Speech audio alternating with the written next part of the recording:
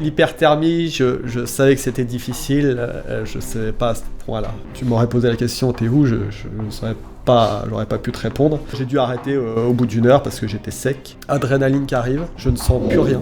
Je m'arrête, de l'eau, beaucoup d'eau sur la tête. La chaleur de notre corps sort par la tête. Avec un casque, elle sort pas.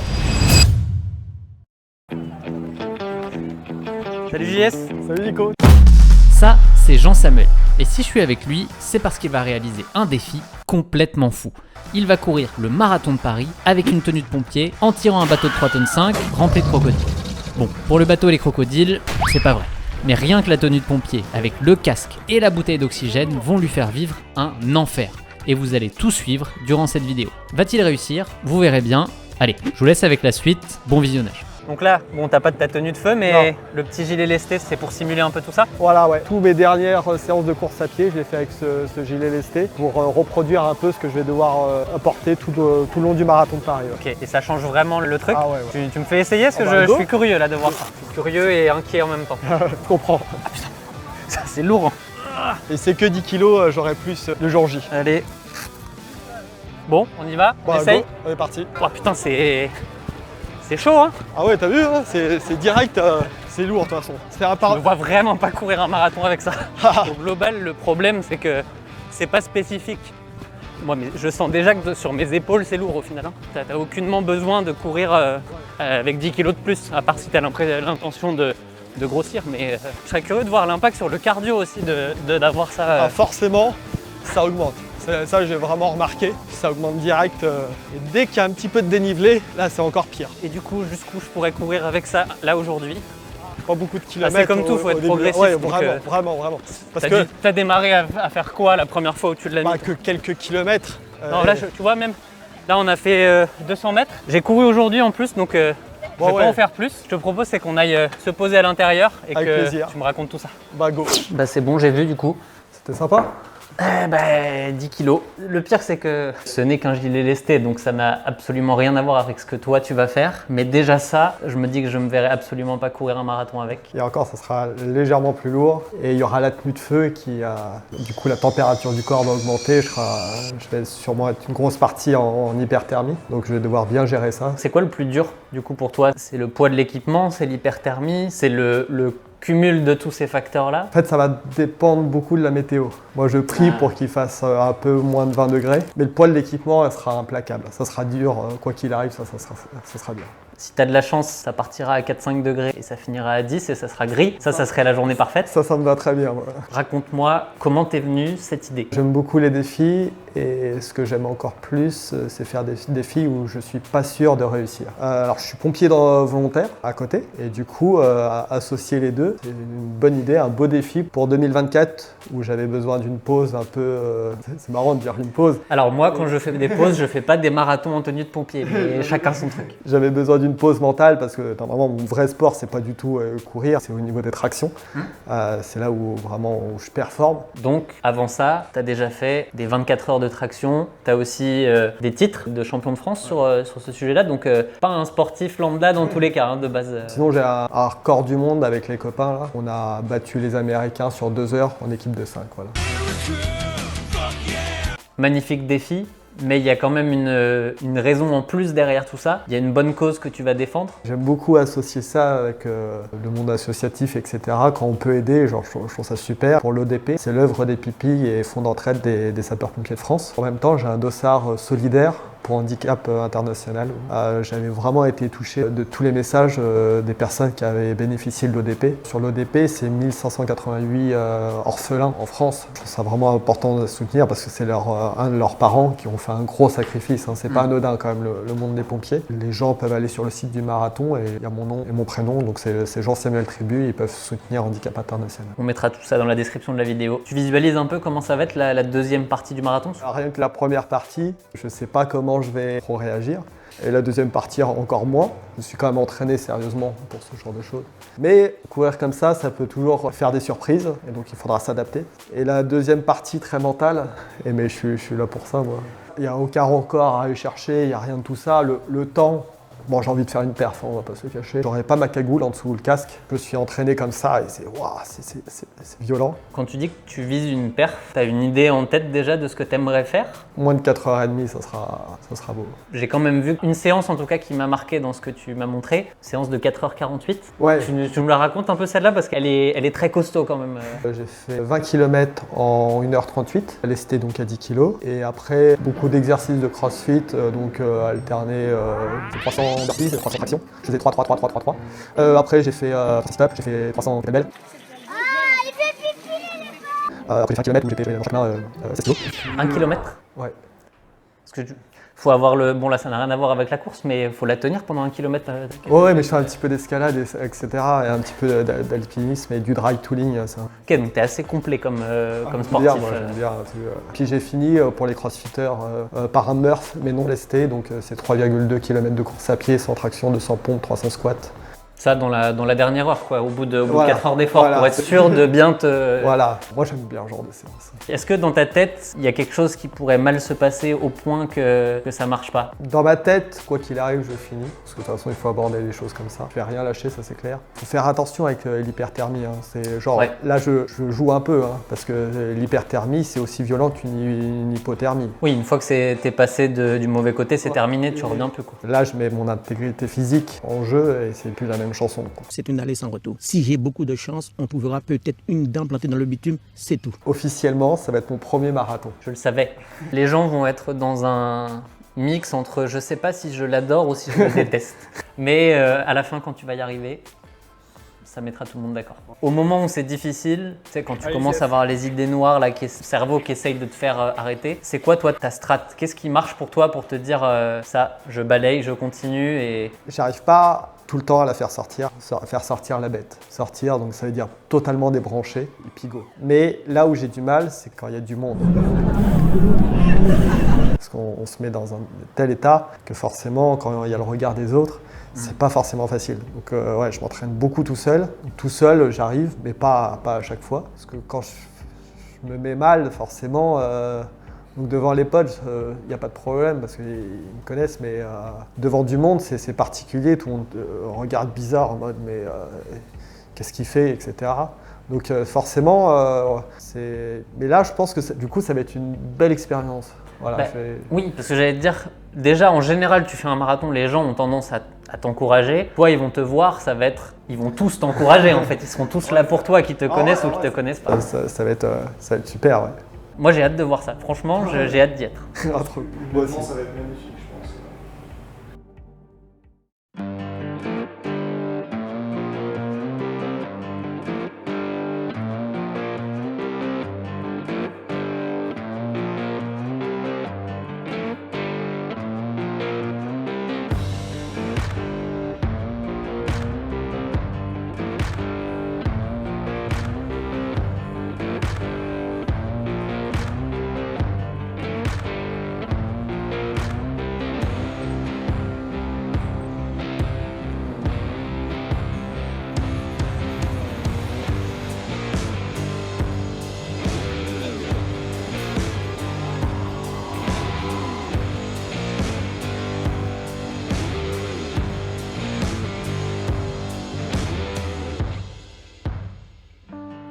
Sans aller dans le détail de ce qui s'est passé pendant la course, est-ce que tu t'attendais à autant et aller devoir puiser autant dans tes réserves pour le faire?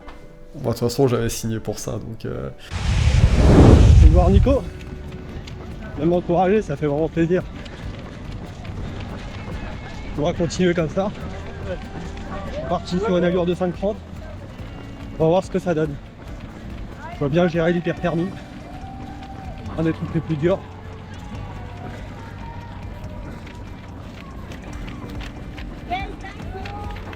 On revient à la ligne de départ, on la passe. À partir de là, tu es en mission. Moi, je t'ai croisé au bout d'un petit kilomètre, je crois. J'ai vu dans ton regard ce que tu disais que là, aujourd'hui, on est là pour y arriver, il n'y a pas de doute. Bah, raconte-moi un petit peu ces premiers kilomètres, comment tu les vis, qu'est-ce qui se passe dans ta tête et dans ton corps? Les premiers kilomètres, en fait, j'ai profité, parce qu'en plus, c'est super beau, là on commence, il y a beaucoup de public. Au bout des premiers pas, j'ai senti beaucoup de frottements. Et aussi, il y a le manomètre de pression qui bouge. Je me suis dit, ça va être long. Et en fait, je me suis tout de suite dit, ok, t'as l'information où tu vas avoir des frottements tout le long du marathon. T'as l'information, tu l'as, mais tu la laisses de côté. C'est après le soir où j'ai vu, ouais, j'avais les genoux un petit peu brûlés et le dos, un mouvement avec l'ARI, l'appareil respiratoire isolant. Donc j'avais au niveau des épaules qui étaient brûlés, le bas du dos, etc.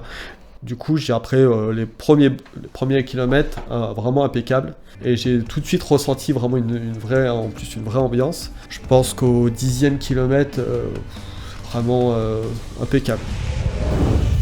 Allez JS, au 15e kilomètre. Bravo. Avec Max à côté. L'hyperthermie, je savais que c'était difficile, je ne savais pas à ce point-là. Le lest m'a posé quasiment aucun problème, mais l'hyperthermie, c'était très violent. La chaleur de notre corps sort par la tête. Avec un casque, elle sort pas. Et en fait, du coup, c'était une cocotte minute. C'est vraiment c'était vraiment ça. Et du coup, j'ai 10e kilomètre, surchauffe un petit peu, mais ça va. Je m'étais préparé à ça. Donc ça allait. 15e kilomètre, c'est encore un peu plus.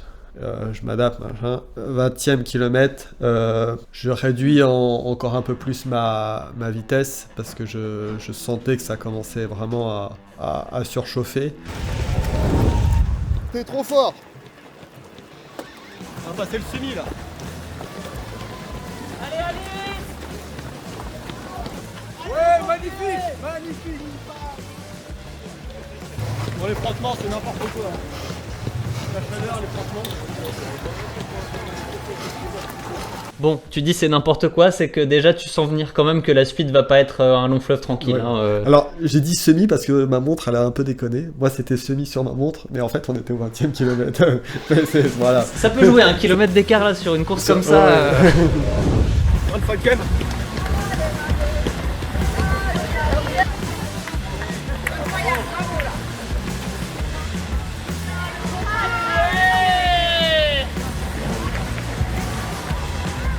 Après, j'ai pris kilomètre par kilomètre. Je pense autour des 25e. Ça commençait à être vraiment difficile, mais je me suis dit, garde le cap. Je pense le 28-29, je commençais un peu à divaguer. Ça fait partie des symptômes d'une hyperthermie. Du coup, au 30e, je m'arrête. Je mets de l'eau, beaucoup d'eau sur la tête.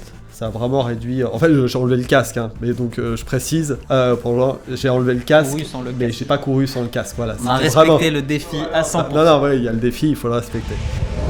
Allez, yes.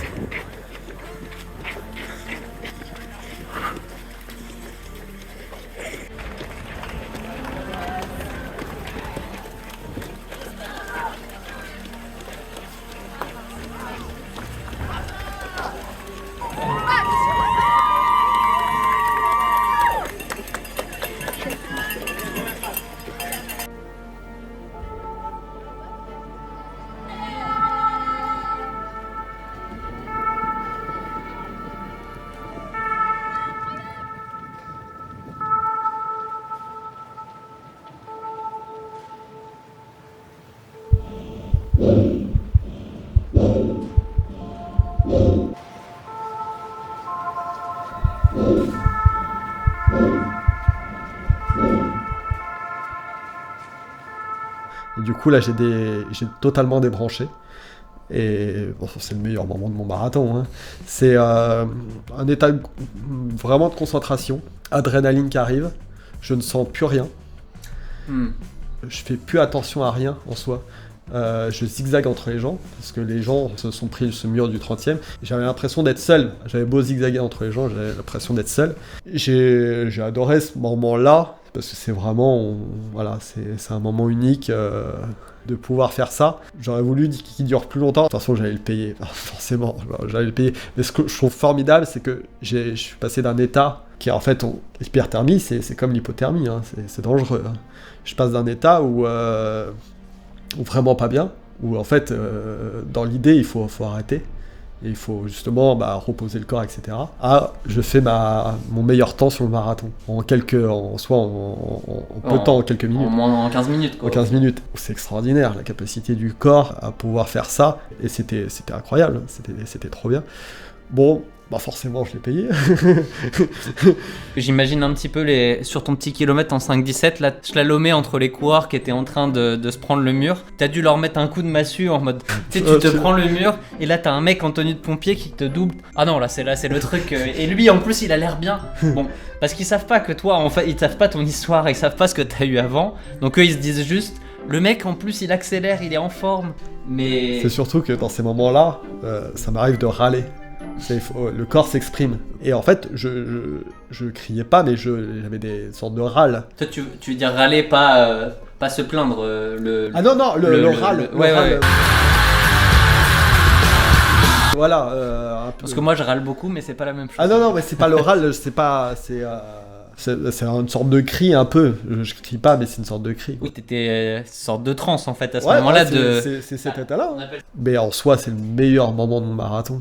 Et c'est extraordinaire. Ce flow, c'est parfait. C'est des moments, c'est parfait. Parce qu'en fait, l'adrénaline en barre en soi. Et aucune douleur. On parle de plus en plus vivre l'instant présent.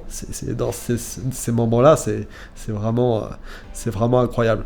Je sentais que ça allait arriver encore bien plus fort parce que la première était violente. Et la deuxième au 35e hyperthermie, je divaguais et tu m'aurais posé la question, t'es où? Je ne saurais pas, j'aurais pas pu te répondre. Je me suis beaucoup encore arrosé la tête, j'étais vraiment dans le mal. Du coup, ça a pris du temps, et 14 minutes, ça a vraiment... Et puis les minutes, elles défilent vite quand on est dans un état comme ça. Ouais. Du coup, après, je suis reparti, mais là, j'avais plus grand chose à offrir en soi. Je regardais ma montre, je donnais tout, je voyais 7 minutes le kill, je me disais, mais je donnais tout, hein, vraiment, genre, j'étais... c'est la définition d'être sec de chez sec. Et puis, du coup, voilà, les derniers kilomètres, très très longs. Hein.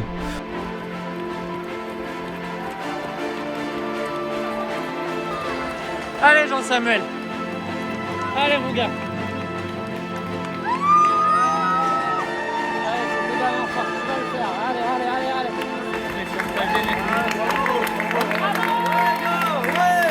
Allez Jean-Samuel.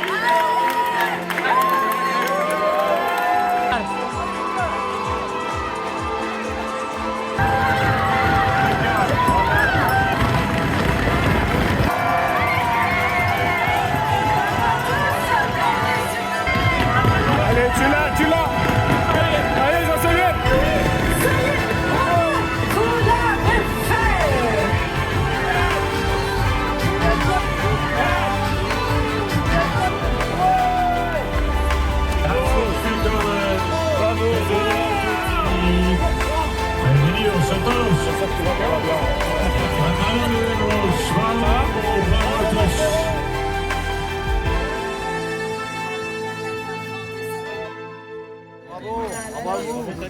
Bravo.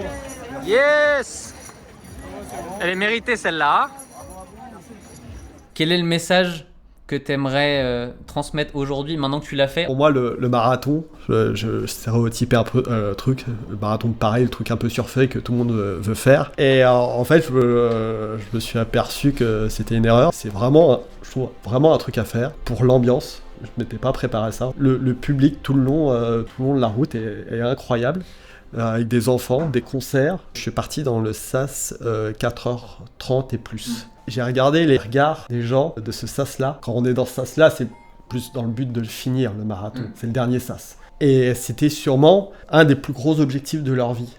Et ça se voyait dans leurs regards, et j'ai adoré ces regards-là. Et ils étaient très focus, très concentrés. On voyait qu'ils jouaient gros. Chacun ses défis par rapport à sa hauteur. Moi, il y a encore quelques années, jamais je pensais que je ferais tout ça. C'est juste petit à petit, poussé par des athlètes que j'admire, qui m'ont dit, en fait, pourquoi pas toi? Qu'est-ce que ça m'a fait grandir dans la vie de tous les jours aussi, parce que c'est pas juste du sport pour faire du sport. Il faut voir tout ce que moi ça m'apporte, l'évolution que ça m'a permis. Il y a encore quelques années, devant le micro, j'aurais été là paralysé, parce que c'est pas juste courir en soi. Il y a tellement de facettes. Et c'est ça, moi je trouve ça passionnant, et j'encourage. Je suis 100% d'accord avec ça. Moi, mon premier coach, au tout début, j'avais 16 ans, 17 ans quand j'ai commencé, il disait « La course à pied, c'est l'école de la vie. Le sport en général, du coup, Et ça a beau faire 20 ans que je fais le même sport, il y a tellement de choses différentes qu'on peut en tirer, et c'est une évolution comme une autre en fait. Chacun a son évolution, chacun en tire des choses pour sa vie, c'est ce qui fait qu'on s'épanouit, c'est de juste tenter des trucs, voir ce qui se passe, pas trop se poser de questions tout le temps non plus, et puis à la fin on se fait plaisir, et puis moi ça me permet de rencontrer des gens comme ça, et comme toi, et ça me fait plaisir de pouvoir d'avoir pu prendre tout ce temps pour échanger ensemble. Merci beaucoup à toi, parce que vraiment je t'ai envoyé un message vraiment au culot, et du coup j'étais très heureux, et je pensais pas que tu voulais faire autant, et donc je suis vraiment très honoré. Moi j'ai vécu une super aventure, et donc ça c'est le plus important, et encore des belles rencontres, donc tout est parfait. Merci JS. Merci à toi. Ciao.